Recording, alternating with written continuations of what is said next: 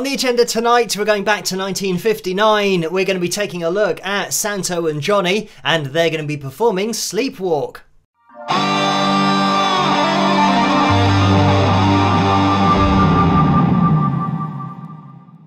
Hello, Phil here from Wings of Pegasus, and welcome to another analysis video. If you enjoy this video, please give it a thumbs up and subscribe. So we'll get the guys up on screen, and as always there's a link in the description below if you want to watch it the whole way through without me interrupting it. But we might watch it the whole way through because it is going to be a short performance. There is an intro to the video, but we'll just jump into the performance and see how they get on. It's a thing called Sleepwalk. Ladies and gentlemen, Santo and Johnny.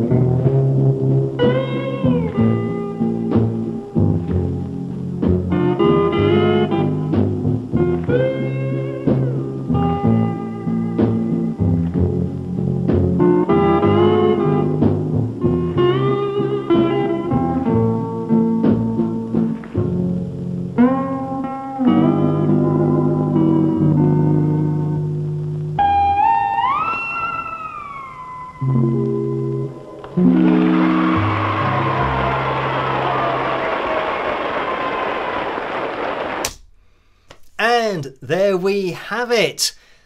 So this is one of the great instrumental tracks because playing steel guitar and effectively taking the frets out of the equation means that you get something that's so similar to the human voice, so that we're not jumping from one note to the next. We have the ability to slide just endlessly.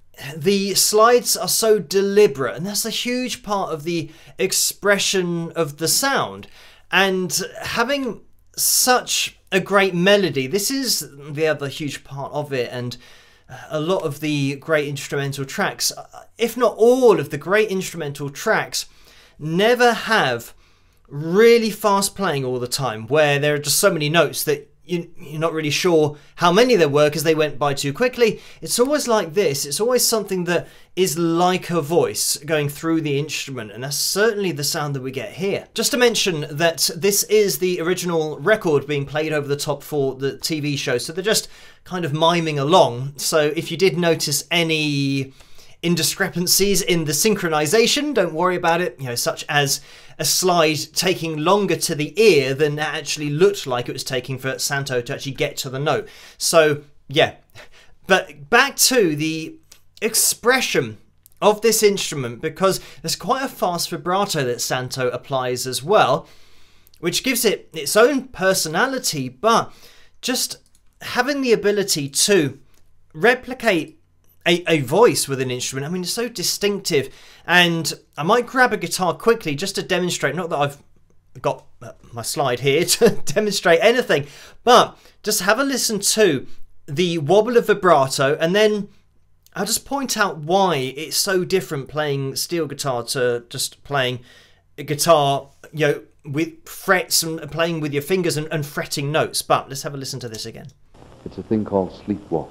Ladies and gentlemen, Santo and Johnny.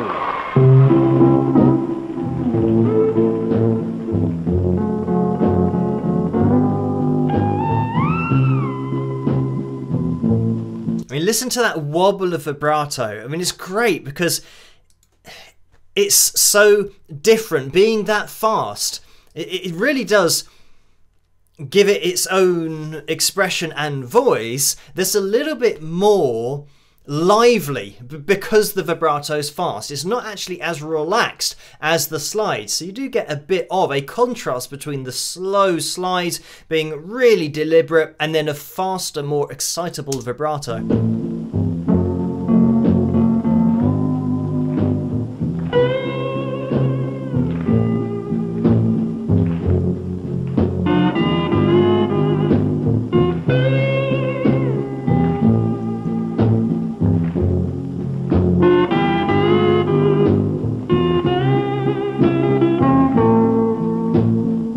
I mean, to be fair, you know, Santo, because he can obviously play this, he's doing a great job of keeping himself synchronized with the backing track.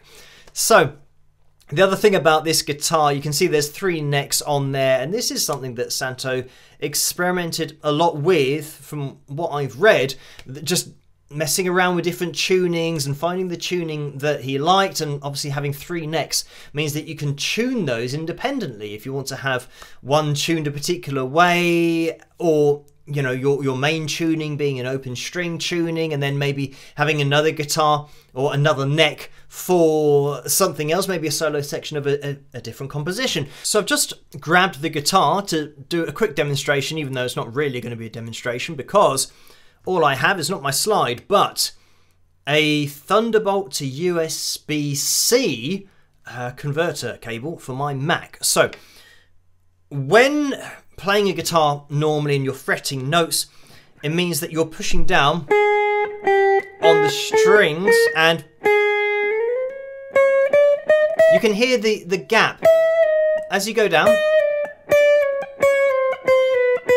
The notes are changing very quickly and suddenly. There's no slide there. Even when you do slide up, you can hear all the frets that I'm going over the top of. Whereas when we're playing now with a slide, even though it's not, and we're going, you can hear how now we've got all of this expression that's missed out when we play by fretting the notes. Yeah, it gives you that possibility for infinite expression, exactly like the human voice can do. And this is why it's such an engaging sound. And you know, when you're watching any performance, listening to it, and you hear either steel guitar or pedal steel guitar going off, it's just instantly recognizable. And when you have an instrumental section or a solo that is steel guitar, then it's so engaging because it's like a voice. If I'm playing a note and vibratoing on the fret, I can only go sharp of the note and come back down. That's the only option, unless you do a bend and you vibrato, or you use your whammy bar, because if you push down you can get vibrato that way. But if you're just playing with your fingers, you are going to be limited, whereas if you had a slide and we played the note, if I now move up and down, you can see that we're going flat and we're going sharp. And we're just pedaling between those two. I'm not sure whether you can hear this because it might be a little bit quiet, but that wobble of vibrato, it means that you can do a more natural sounding and a more human sounding vibrato because you can go flat of the note as well as sharp of the note. So probably another reason why it's so engaging. So when you start adding this all together, it means that you have this cohesive sound and this smooth sound, because every note that we're hearing is joined with the previous one potentially. So if I do this again, you can hear how those two notes, even though they were distinctively played separately, we had them being joined to each other with slides. And even if I'm now going sliding down and sliding back up again, and even that semitone up and down, you know, it's just joining all of this together, and it's such a unique sound. I mean, we have kind of the C down to the A minor, down to the F minor, to the G, and then we're going to be back into the C again. But we then also go off into this other section. Oh yeah, so here we go. Let me take it back so we can get the beginning of what would be like a middle eight here.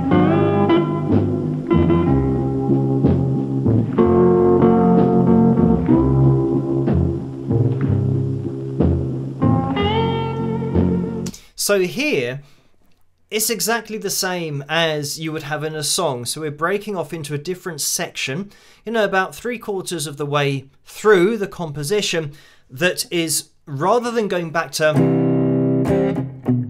you know, back to the progression that we already know, like that, we've gone now into the F, and we're going to go to the F minor, and the melody is changing over the top, which is really important because we've got used to the melody that we've had previously, whereas we know that this is now a different section because the chords have changed, and we've now got this different melody. But again, it's just a great melody. It's so engaging.